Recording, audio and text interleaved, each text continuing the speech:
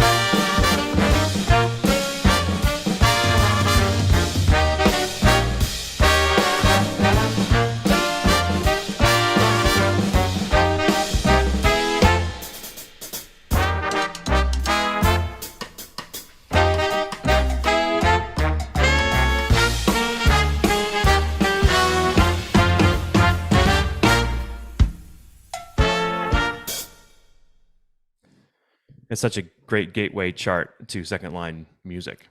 Yeah, I made a note that for the directors who want to expose their kids to the style, but you don't want to invest a lot of time into the chart. And then once the kids start to buy into the style, because this is going to be a big change for kids, you know, if they're not used to this. And then you could set a goal of getting to Mudbug over a period of time. Yeah. And this is as a gateway chart, like you can start talking about tailgating, which is where, I know you know this, but like in case people don't, when they were in the flatbed of the truck in the parade down in New Orleans, the trombone players had to put their feet in their slide out the tailgate so they didn't hit other people. Right. Yeah. I mean, you keep bringing up the stuff that old people should know that, All right. Great chart. Let's go on to the next one. This is a great arrangement from the movie Mr. Grinch. What's the name of that movie? Mr. Grinch. The Grinch. The Grinch. Okay. The Grinch.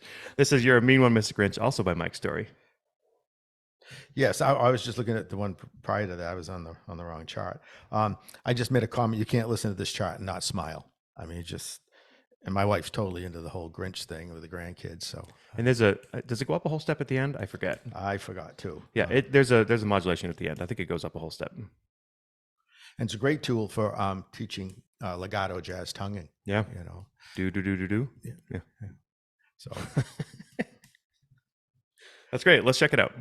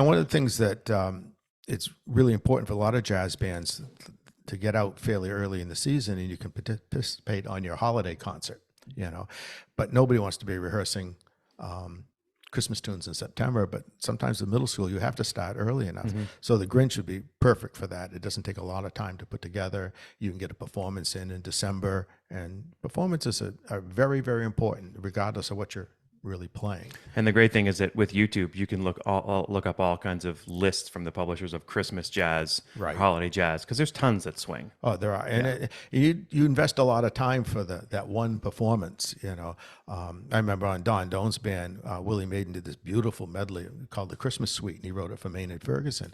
And Don would play it every year. We'd play it twice on the same program because it's the only time we get to play it all year. So there's a chart we didn't include here that I use. It's a grade 1 Christmas chart. It's called Who Let the Elves Out?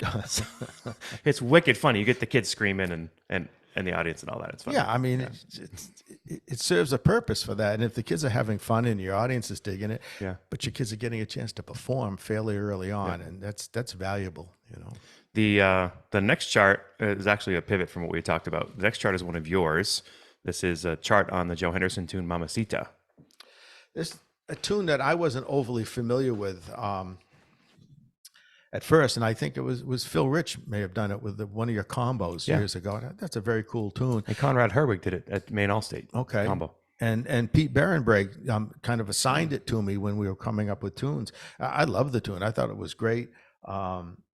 Solid young band, jazz chart, even eighth notes. And what do we call it? Is it Latin jazz? Is that the phrase? Yeah, it's that, I guess, because it's more Latin than it is rockish, during the time frame when it came about. With the arrangement, I tried to keep it combo sounding. It's not really doesn't sound like a big tenor 1, trumpet 1. I think have the melody. Right. Yeah. Right. There's some ensemble hits and spots. The twist is the extended send off to the solos is the shout rather than the traditional shout at the end of the chart. And this one also, if you had a trombone section, we talked about this summer, the trombones don't get the melody. So if you have a band where your trombones maybe are a little weaker, this might be a great chart for them. Yeah, it would work. I think even when we do, my practice has been lately with grade 1 and 2, if you have trombones, there's going to be some cues or doublings in the tenor or bari to kind of help out with that. Also, if you like this chart and you have a good trombone section or a great player, just give them another part. Give them the tenor part. Sure. Feature them, like just alter the chart and it works. One of the things I was thinking about recently was if you wanted to go buy a suit and you went down to Kohl's or one of the places, you buy one off the rack, probably pretty close to fitting. But if you're built like I am, it's not going to necessarily be great. So you want to get it altered. You could buy it there and take it to a tailor.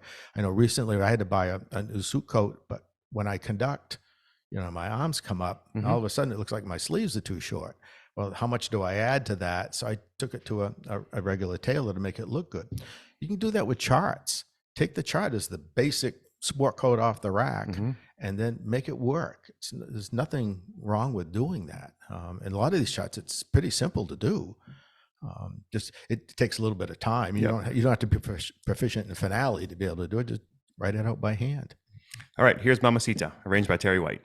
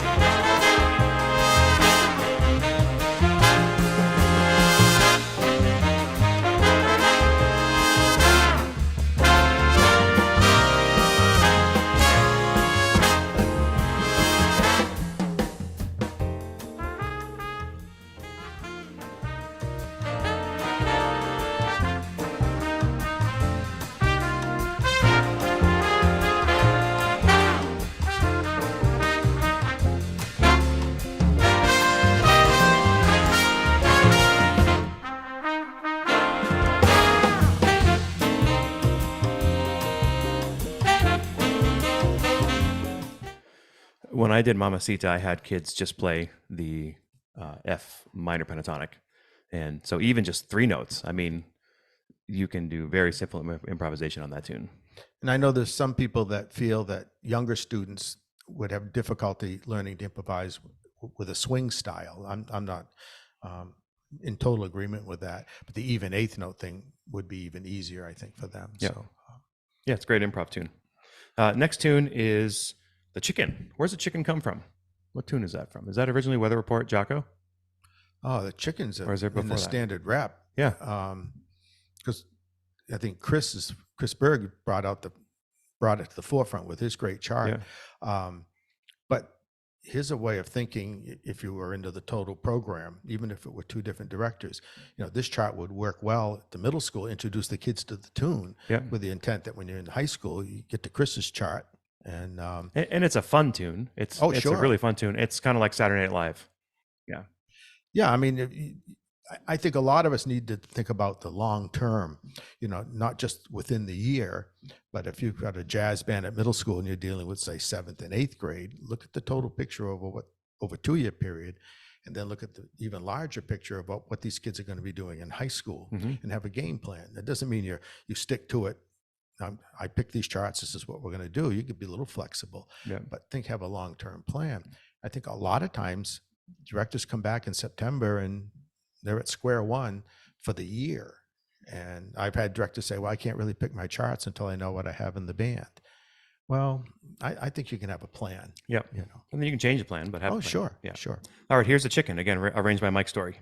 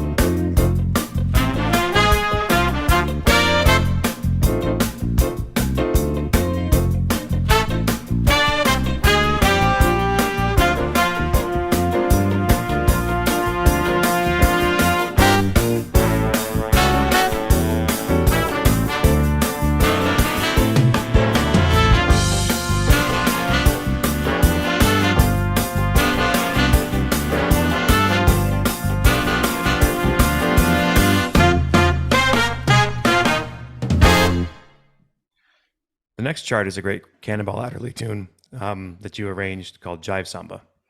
Yeah, it's funny. I mean, I'm familiar with the tune, but when I grew up, because one of the most popular shows in the 60s was Laugh-In. And I never equated that.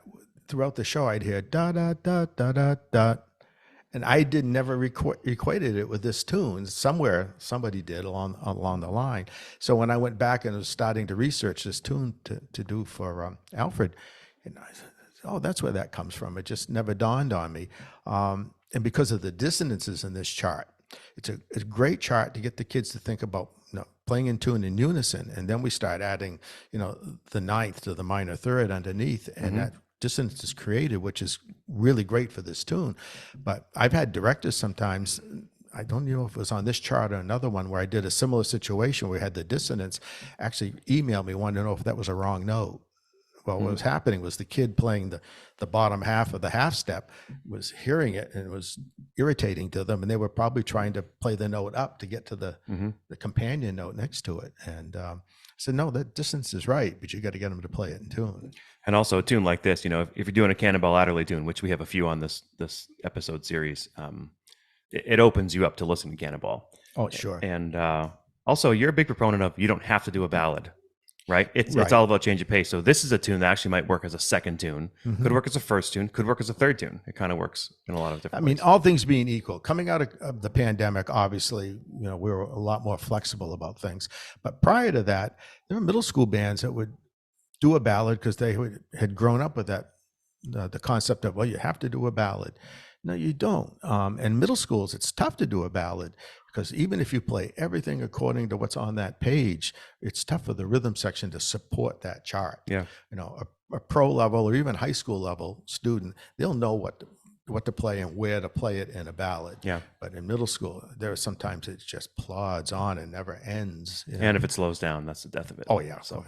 And drummers don't really have the chops to play brushes at that point in time. So they're playing something with sticks, or they're using brushes and playing like they're playing ding, ding, ding, ding, and you can't even hear it. So, all right, here's Jive Samba, arranged by Terry White.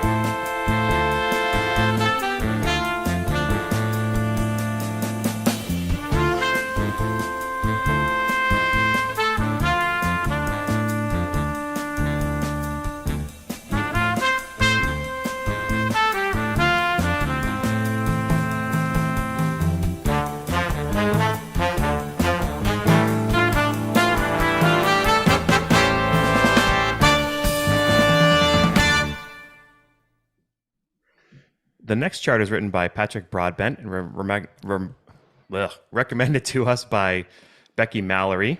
It's called Crank It Up. It's a boogaloo style, which, interesting enough, I grew up through the 60s, and I can honestly say I wasn't familiar with boogaloo. Again, going back to that show, Laugh-In, they would refer to these dancers as doing a boogaloo. And so when I was doing the upcoming chart on Alligator Boogaloo, I went back and researched that. And it was sort of a way for them to the African rhythm style, along with the contemporary rock style that was going on for jazz players to get involved with. So again, that's from a historical standpoint, that's really important for the kids to be aware of. And again, like all these tunes, this is a great tune to blow on. It's B-flat blues. All right, let's check it out. Here is Crank It Up.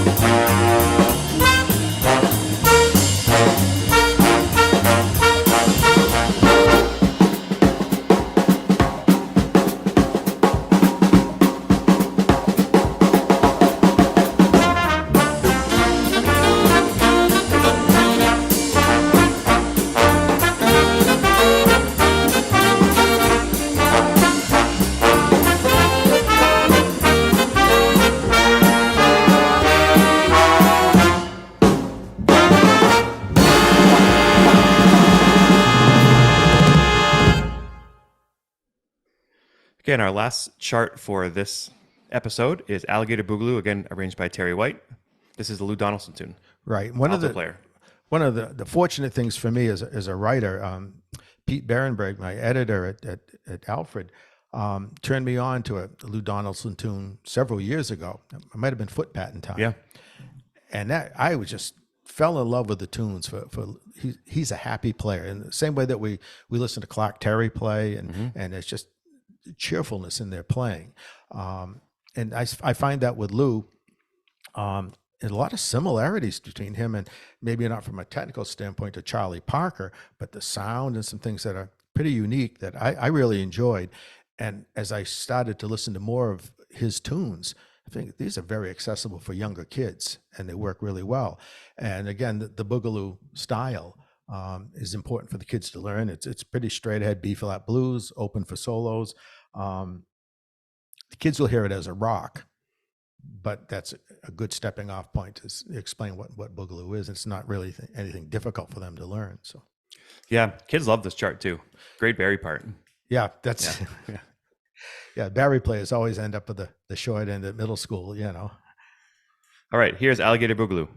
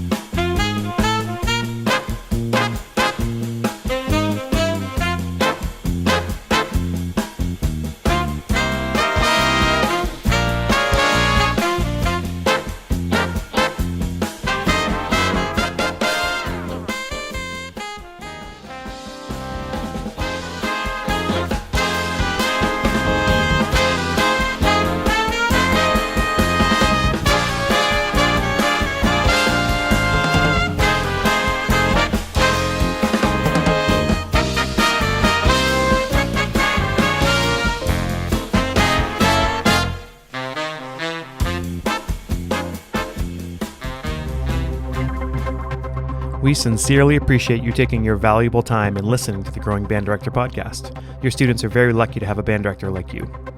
If you have any suggestions for episode topics or think you have an area of expertise to share on a show with us, please reach out. If you enjoyed this episode, don't forget to subscribe. And if you want to help spread the word, please give us a 5-star review and tell your band director friends to subscribe as well. We're available on Apple Podcasts, Spotify, our YouTube channel, and wherever you listen to podcasts. Thanks for listening to The Growing Band Director. See you next week.